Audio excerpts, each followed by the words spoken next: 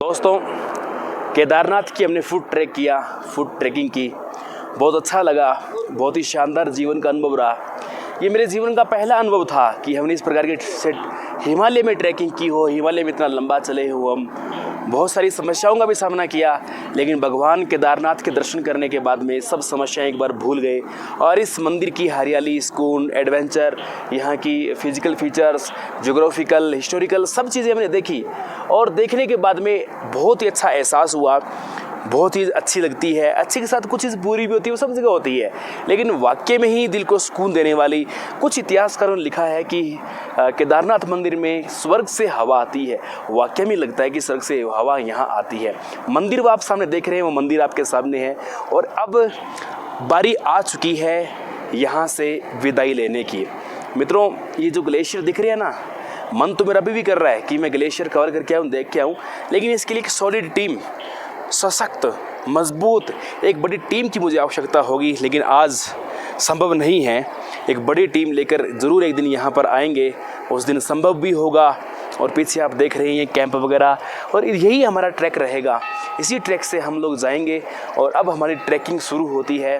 वापस यहाँ भैरू मंदिर से स्टार्ट करते हैं, भैरू मंदिर से होते हुए केदारनाथ मंदिर के रास्ते होते हुए, और इस प्रकार हम लोग कम्प्लीटली गौरीकुंड पहुंच जाएंगे। तो दोस्तों, साथ बने रहना और ट्रैकिंग जाते टाइम के क्या एक्सपीरियंस रहेंगे वो मैं आपको दिखाता रहूँगा। क्या सावधानियां रखनी चाहिए वो भी मैं पूरी बातें बताऊँगा। यदि आप लोग केदारनाथ आना चाहते हैं और आप कोई केदारनाथ आते हो तो 3 बातें चढ़ते टाइम आपको ध्यान रखना है। छोटे छोटे कदमों के साथ में आगे बढ़ना है, और एक आपके पास स्टिक या डंडा तो आपके पास होना ही चाहिए, जो आपकी एक बड़ी हेल्प करते हैं। डंडा आपकी बड़ी हेल्प करेगा और चढ़ने में थोड़ा सा झुक कर आगे चले। झुक के आगे चलोगे तो आपको जोर नहीं आएगा। स्टेप छोटे छोटे, हर 200 मीटर बाद में आप 30 सेकंड का रेस्ट कीजिए। हर 200 मीटर बाद रुको।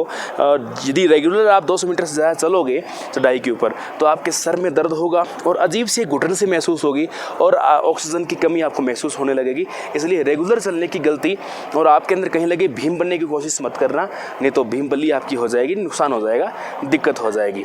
तो अभी हम इन ग्लेशियर से, इस ठंड से, धूप आ गई है, टेम्परेचर वो का वो ये माइनस में है। धूप आने से थोड़ा सा सेक लग रहा है, जिससे फेस कवर करने में दिक्कत नहीं है। हवा यहाँ इतनी तेज़ नहीं चलती है क्योंकि दोनों तरफ 3 पहाड़ियों से घिरा हुआ है, तो हवा तेज़ नहीं है। कोल्ड तो है भी है, लेकिन धूप है तो थोड़ा अच्छा लग रहा है। माइनस में टेम्परेचर है और टेम्परेचर माइनस में है धूप होने के बावजूद भी। और अब हम यहाँ से रवानगी लेंगे। जो मेरे एक्सपीरियंस रहेंगे, सारे एक्सपीरियंस मैं आपको साथ साथ दिखाता रहूँगा। ओके, चलते हैं, स्टार्ट करते हैं ट्रैकिंग। केदारनाथ मंदिर से 2.5 किलोमीटर दूर आने के बाद में आपके पास 2 रास्ते निकलेंगे यहाँ से। अब है तो शॉर्टकट, मैं आपको बात बताना चाहूँगा।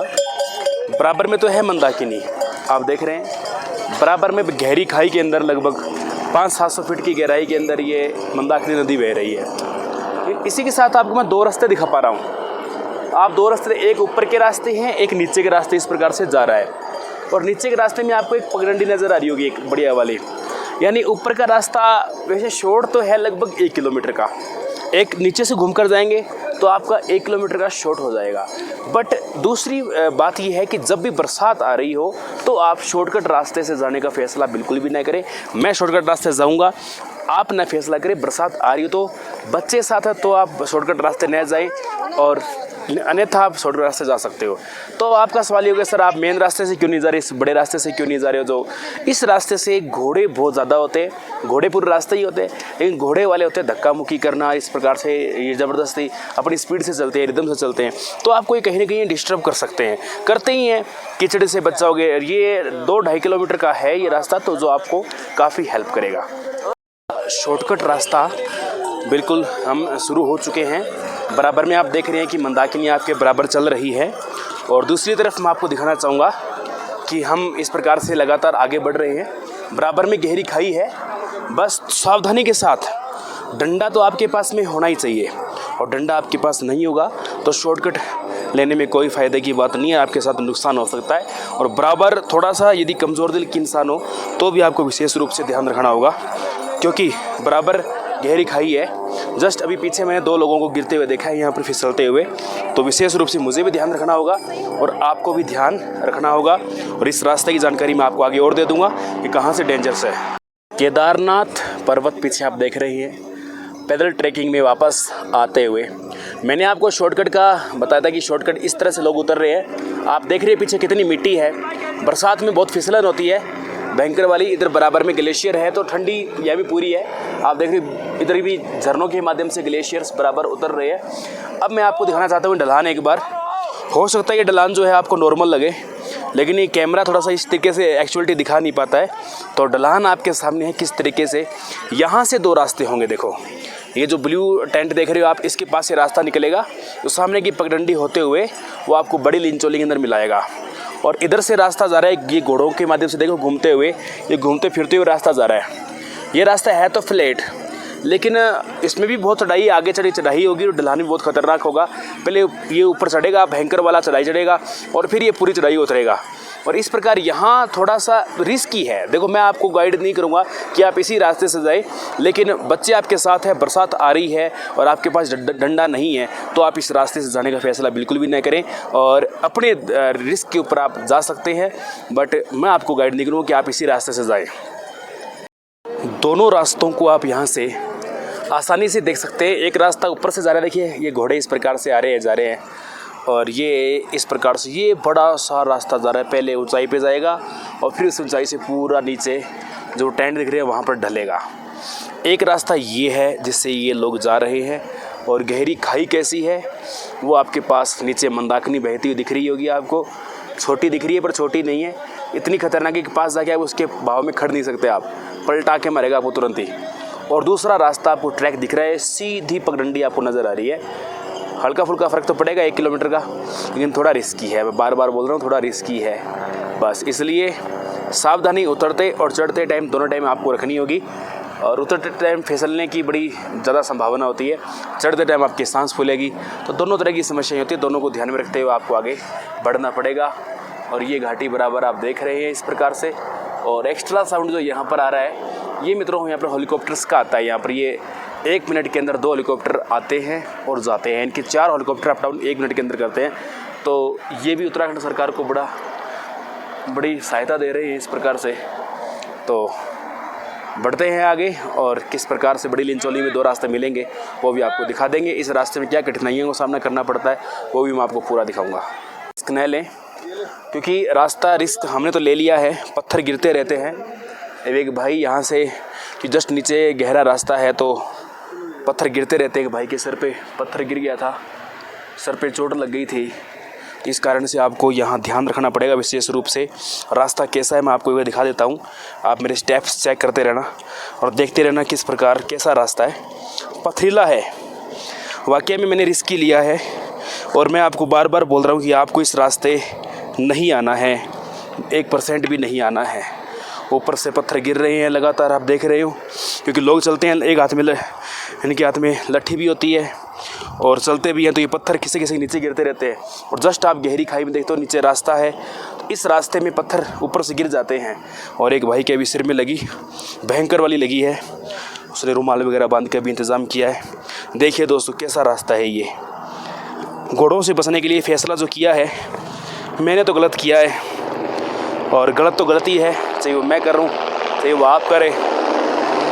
बहुत डेंजरस रास्ता है, जिसको भाई मौत से डर नहीं लगता है वही यहाँ पर आए। बाकी मैं तो ये बोलूँगा कि यहाँ पर कोई भी ना आए, आराम से आप देखते जाएं, संभल के चलना होगा आपको। और देखिए ये भाई आया है, इससे पूछते हैं कितना जोर आया भाई आपको ऊपर आने में। श्रद्धा होनी चाहिए, बिल्कुल जोर नहीं आया। और वाह, श्रद्धा है पर रिस्क ही कितना है, क्या कहो। तो इश्क है, रिस्क है तो इश्क है। चलो भाई का रिस्पॉन्स आ गया कि रिस्क है तो इश्क है। कोई बात नहीं, सबके अपने अलग अलग थॉट होते हैं, पर कोई बात नहीं, चलते रहेंगे। कोई भगवान भोलेनाथ का भगत है और कोई भोले भगवान का आशिक है, तो सब अपनी अपनी मस्ती में आ रहे हैं झूमते हुए। अब 2 रास्ते फिर यहाँ पर अलग अलग हो गए, एक इधर से जा रहा है एक इधर से जा रहा है। भाई वेरी रिस्की। इधर बराबर नदी, यदि एक बार खाई में गिर गया तो मुझे नहीं लग रहा है कि हरी घाटी में जल्दी से एक बार मिल जाएगा क्या, संभावना नज़र नहीं आ रही है। देखो किस प्रकार से श्रद्धालु इतनी गति से जा रहे हैं, पर मैं तो ऐसी रिस्क नहीं लूँगा, आराम से चलना होगा भाई। पहली बार ऐसी ट्रैकिंग कर रहा हूँ मैं, तो कभी आज तक नहीं की।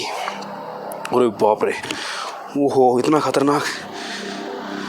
आता हुआ तो मैं तो उधर से ही आया था, ये तो पूरी ट्रैकिंग ही अलग हो गई है भाई साहब। बहुत रिस्की है साहब, इतना रिस्की ऐसे लग रहा है ब्रेक लगेगा ही नहीं, लठ ही नहीं पहुंच रहा है। और भाई पेट के उतरना पड़ेगा। ओ चलो इधर से नहीं, इधर से ठीक रहेगा, तो ये हमारे लिए बेस्ट रहेगा। हो भाई सब पंगा ले लिया आज तो। आज ये गलती नहीं करता ठीक रहता। मैं तो ठीक ठाक फिर भी चल रहा हूँ, पीछे मेरी जो टीम आ रही है उन सब की इतनी धची उड़ी पड़ी है कि वो डरते हुए कैमरा ही नहीं पकड़ पा रहे। तो इसलिए ये जो शूट चल रहा है ये मेरे मोबाइल में ही चल रहा है। और रुकना ही पड़ेगा भाई, हालत ख़राब हो रही है, नाखून दर्द कर रहे हैं पैर के। इधर देखो ये पुराना रास्ता सामने नज़र आ रहा है आपको, ये पहले का रास्ता है, 2013 से पहले का रास्ता। और पीछे घाटी, उससे पीछे केदारनाथ पर्वत, और ये उस रास्ते के दौरान ही बिखरा हुआ टूटा हुआ है। आप सोच लीजिए ऊपर तक पानी था जहाँ से ये टूटा हुआ नज़र आ रहा है आपको। और इस प्रकार से ऐसे बढ़ते हैं आगे। हम जो शॉर्टकट लगा रहे थे वो इस पहाड़ी से उतर कर आए थे। जैसे कुछ लोग आ रहे हैं, आप देखोगे गौर से देखोगे तो बीच बीच में कुछ आपको लोग नज़र आते हुए नज़र आएंगे इसके अंदर। और बिल्कुल उस खंबे के पास में भी आप गौर से देखोगे तो आपको शिखर से लोग ढलते हुए नज़र आ रहे होंगे। मैं थोड़ा जूम करने की कोशिश करूँगा, दिखाऊंगा आपको। आप देखिए उस खंबे के पास भी लोग इस प्रकार से रिस्क लेकर हमारी तरह आ रहे हैं। और इधर जो आप देख रहे हैं वो ट्रैक जो घोड़ों वाला था वो भी आपको साफ साफ नज़र आ रहा होगा। वो भी मैं आपको थोड़ा जूम करके दिखा देता हूँ। ये रहा, ये है भारी बर्फ़। इससे एक बात तो साबित होती है, भले ही हमारे पास धूप हो लेकिन टेम्परेचर कम है, क्योंकि इतनी बड़ी चट्टान बर्फ़ की यहाँ जमी पड़ी है। बिल्कुल मेरे बाई नियर, यहाँ से 30 फीट की दूरी पर देखिए ये बर्फ़ पूरी जमी पड़ी है। ये बर्फ़ है। धीरे धीरे अभी धीरे धीरे इसका तापमान बढ़ने से ये यहाँ पर पिघल रही है और बूंद बूंद नीचे पानी आ रहा है। ये बरसात के टाइम में बड़ा नाला बताया जाता है, बरसात का झरना बताया जाता है, बहुत तगड़े वाला, कि बहुत खतरनाक वाला झरना है। बीच कई बार इसने रास्ते तोड़ दिए हैं, ऐसा झरना है ये। बरसात के टाइम में तो इस झरने को पार करना यहाँ पर संभव किसी प्रकार से है ही नहीं। इस झरने में यहाँ पर स्पीड बहुत ज़्यादा होती है। और ये झरना जो है यहाँ पास में ही आपकी मंदाकिनी जो बह रही है उस मंदाकिनी में जाकर गिरता है। तो आपने देखा, अब हमारा रास्ता है ये। अब हम जिस प्रकार जब पहाड़ी से उतरे हैं ऐसी पहाड़ी से वापस चढ़ेंगे। अब ये कितना रिस्की है इसका तो मैं अनुमान नहीं लगा सकता। अब आगे का रास्ता कितना रिस्की है इसका अनुमान लगाना अभी संभव नहीं है। कितना रिस्की है वो तो चल के ही पता चलेगा। लोग कुछ और कहते हैं जबकि निकलता कुछ और है, होता कुछ और है। लेकिन आपको मैं बार बार बोल रहा हूँ, इस रास्ते से कभी मत आना, क्योंकि ऊपर वाले रास्ते से आप रात में भी आते हैं ना, तो रात में भी यदि आप आओगे तो उस पर पूरे रास्ते पे लाइटिंग है, पूरे रास्ते पे, यानी हर 50-50 फीट के बाद में खंबे लगे हैं, पोल लगे हैं, लाइट लगी है पूरे रास्ते पे। आप अकेले, लेडीज़ भी अकेले यहाँ पर आती है, कोई टेंशन की बात नहीं है, कभी कोई घटना नहीं घटती है और नहीं घट सकती। लेकिन ये रास्ता जो आप देख रहे हो ना, ये पुराना रास्ता है। जब बाढ़ आ गई थी उस दौरान कहते हैं कि यहाँ एक शॉर्ट रास्ता तैयार किया गया था, उस टाइम ये रास्ता तैयार किया था। और अब इस पर लाइट वगैरह तो है नहीं, रात में इसके अंदर आप आ नहीं सकते, दिन के अंदर कुछ लोग रिस्क लेके आ जाते हैं, लेकिन बरसात में बिल्कुल भी नहीं। ये बर्फ़ आपके पास में सबूत है, जस्ट यहाँ बर्फ़ पड़ी है बड़ी बड़ी, ये शिलाएँ पड़ी बर्फ़ की, देखिए पिघल नहीं रही है बिल्कुल। अभी तो पास जाके आया हूँ और रिस्क यहाँ पर आपको नहीं लेनी।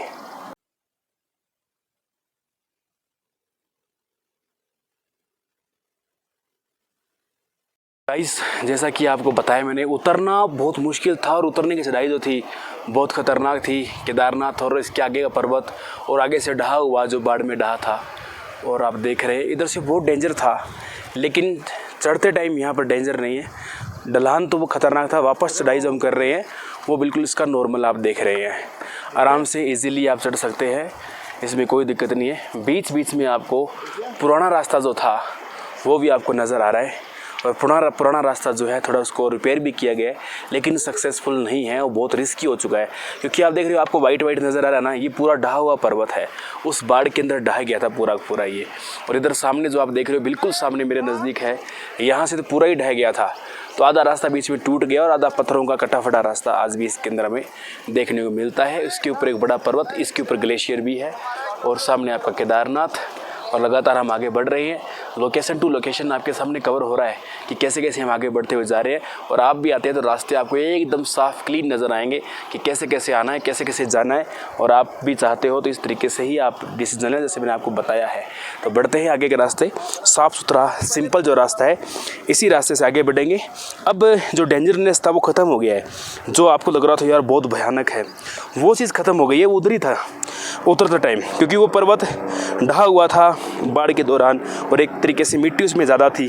तो ये यहाँ बड़ी जड़ी बूटियाँ बड़ी शानदार है और तरह तरह की जड़ी बूटियाँ, उनका नॉलेज नहीं है हमें। खुशबू आ रही है बहुत अच्छी सी जड़ी बूटियों के अंदर, बहुत ज़्यादा अच्छी महक आ रही है, लेकिन पता नहीं किस चीज़ की है।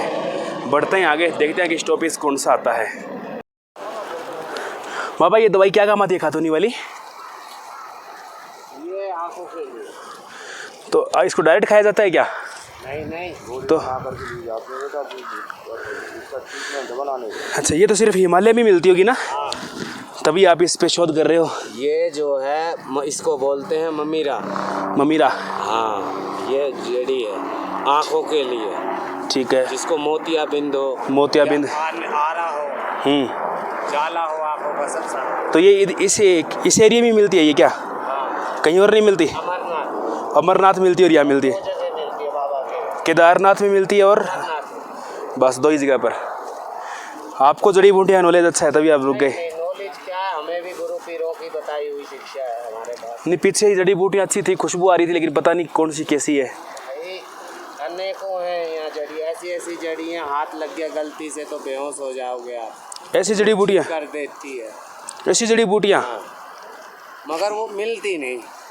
वो ऊपर के हिमालय में जैसे ग्लेशियर है वहाँ भी जड़ी बूटियाँ होती है क्या? भाई ये पूरे प्रकृति जी, ये जो पेड़ पौधे देख रहे हो ना, ये कोई आम जड़ खरपतवार नहीं है। अच्छा,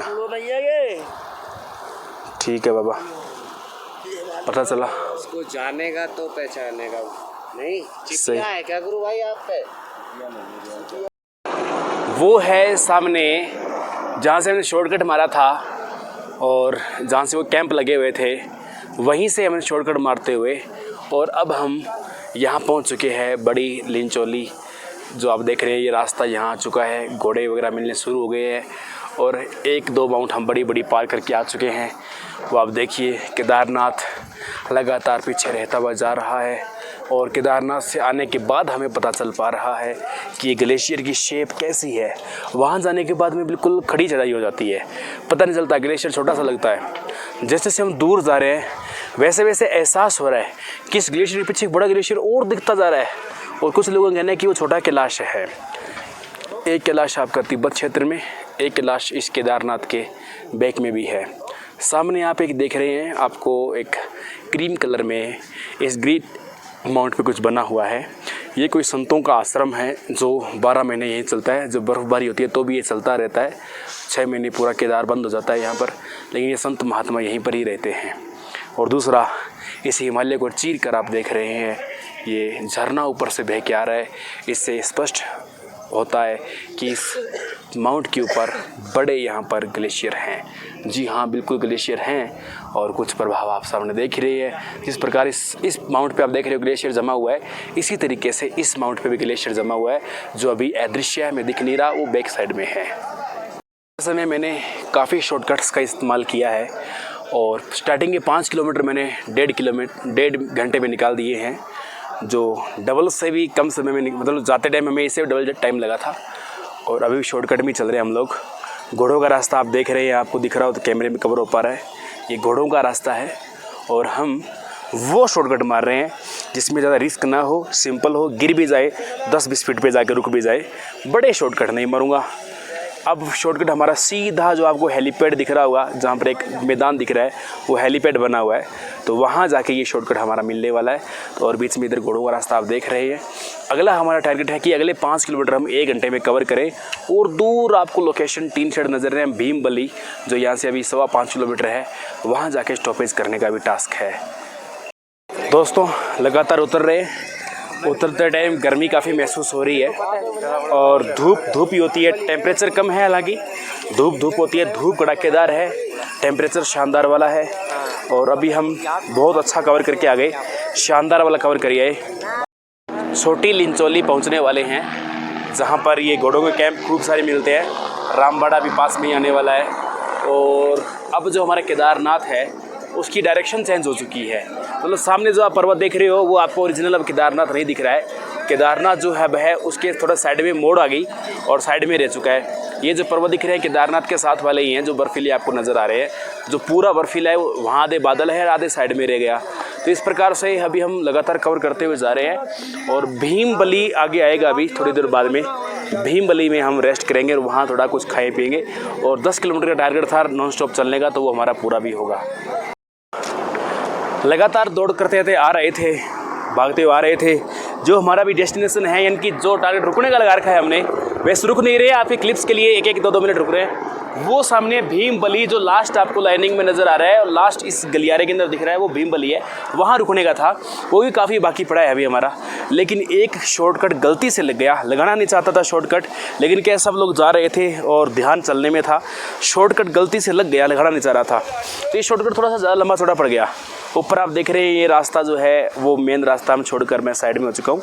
गलती से शॉर्टकट में लग गए थे, लेकिन यहाँ नज़ारा कुछ देखने वाला था।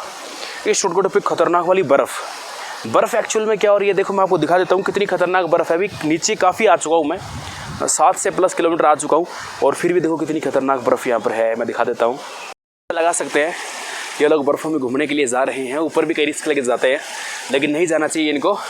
और बर्फ़ की मोटाई कितनी है अभी भी यहाँ देख सकते हैं। बर्फ़ लगातार पिघल रही है ये, और ये गर्मी का यहाँ पीक समय है। बस 5-10 दिन की गर्मी है यहाँ पर, और उसके बाद में यहाँ प्री मानसून एक्टिव और उसके बाद में मानसून एक्टिव। तो ये बर्फ़ तब तक की है जब तक बस 15-20 दिन की है, और उसके बाद में वापस जमनी शुरू हो जाएगी। ये कम नहीं होगी, इससे ज़्यादा ही होगी। बस ये मिनिमम मतलब इतना ही होता है। और सर्दी में ये पूरा बर्फीला हो जाता है, पूरी बर्फ़ ही मिलती है। तो भीमबली की ओर हम आगे बढ़ते हैं। 9:20 पर हम रवाना हुए थे केदारनाथ के ऊपर वाले भाग से, भैरव मंदिर से।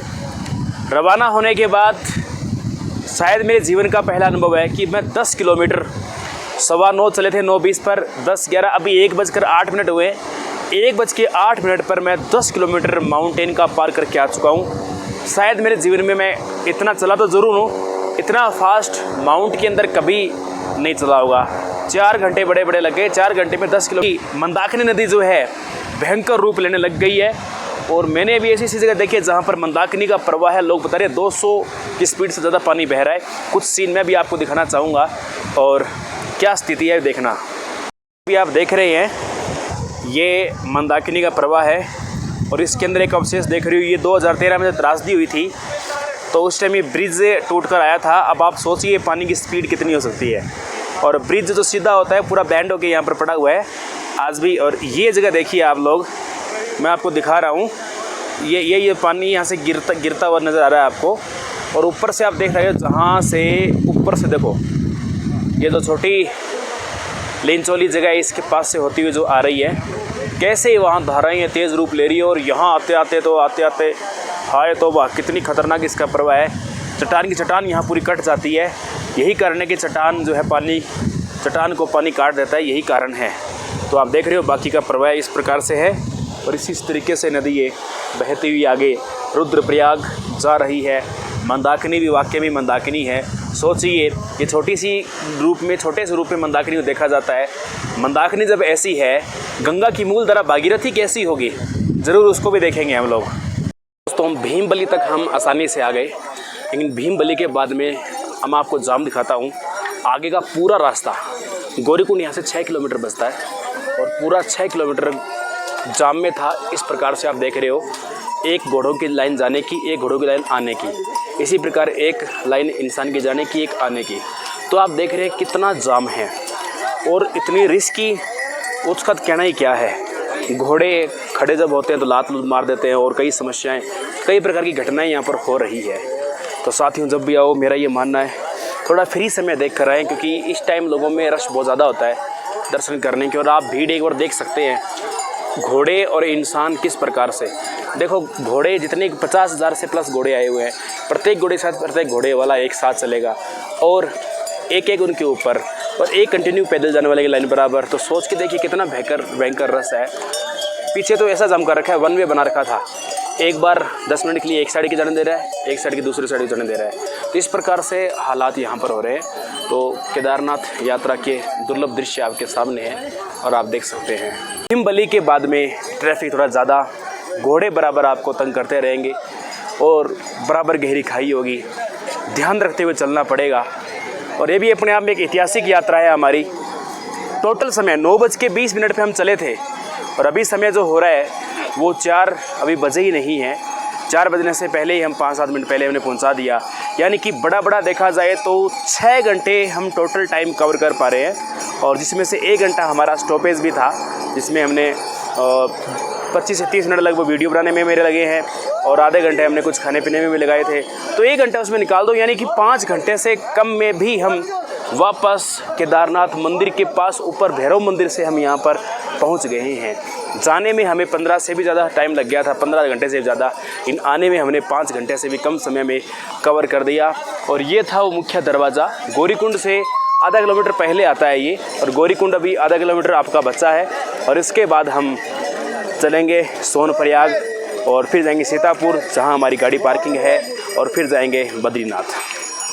तो गौरीकुंड जहाँ से फुट ट्रैकिंग स्टार्ट होती है वो जगह हमने पूर्ण रूप से पार कर ली। गौरीकुंड एक बड़ा बाज़ार भी है, उसी के पास घोड़ा पड़ाव भी है, पूरा हम पार करके बाहर आ चुके हैं। अब इसके बाद में आगे जो पार्किंग लगती है वो लगती है सोनप्रयाग में। उससे 2 किलोमीटर और आगे जगह है, उसका नाम है सीतापुर। अब जो पार्किंग लग रही है बाहर से आने वालों की वो सीतापुर में लग रही है और सोनप्रयाग में नहीं आने दिया जा रहा। यानी यहाँ से 7 किलोमीटर दूर हमारी गाड़ी अभी खड़ी है। यहाँ से सोनप्रयाग जाने के लिए आपके पास 2 ऑप्शन है, या तो आप पैदल जा सकते हैं, दूसरा ऑप्शन यहाँ की पर्सनल गाड़ियाँ अलग से चलती है, टैक्सी गाड़ियाँ 50 रुपये पर पर्सन लेती है। दोनों में से अच्छा लगे वो आप कर सकते हैं। तो ये रही थी हमारी केदारनाथ की यात्रा। जैसे हम गए और वापस आ गए, मेरे शरीर में न तो ऑक्सीजन लेवल की कोई कमी हुई, न मेरा सर दर्द किया, न मेरी सांस फूली। मुझे इनमें से एक सिंगल कोई प्रॉब्लम नहीं हुई। प्रॉब्लम हुई है तो सिर्फ एक ही हुई है, वो ये छालों की, क्योंकि लगातार चल रहे हैं और चलते चलते आपको पता है, क्योंकि जहाँ से मैंने गाड़ी पार्क की थी वहाँ से 2 किलोमीटर फिर चल के आए, जहाँ से गाड़ी मिलती है यहाँ से आने वाली। यहाँ देखा तो फिर 1 किलोमीटर लंबी लाइन थी, जो 2-3 घंटे वेट करना पड़ रहा था। तो फिर पैदल आगे यहाँ तक आ गए, यानी कि 7 किलोमीटर वो, और सरकारी आंकड़े के हिसाब से 16 बताया जाता है। और इसके अलावा लोकल आदमी कहता है 22 किलोमीटर है, और सच में 22 किलोमीटर ही है। 22 और 7 कितना हो गया? 29 किलोमीटर जाना और 29 किलोमीटर आने वाली बात। अब सोच लो आप कितना, 58 किलोमीटर 48 आवर के अंदर ट्रैकिंग करनी माउंट के अंदर। आप समझ सकते हैं कि मैंने ज़िंदगी में पहली बार इतना लंबा मैं चला हूँ। तो मेरे पैर की उंगलियों में बहुत भयंकर वाले छाले हो चुके हैं, और एक ही साथ में 2 छाले हो चुके हैं, क्योंकि वो तो हाथ में डंडा था इस कारण से हुआ है। तो केदारनाथ की यात्रा हमारी बहुत सुखद रही, बहुत शानदार रही। भगवान भोलेनाथ सबकी मनोकामना पूर्ण करे। Bye bye Kedarnath. फिर मिलेंगे बद्रीनाथ की यात्रा में।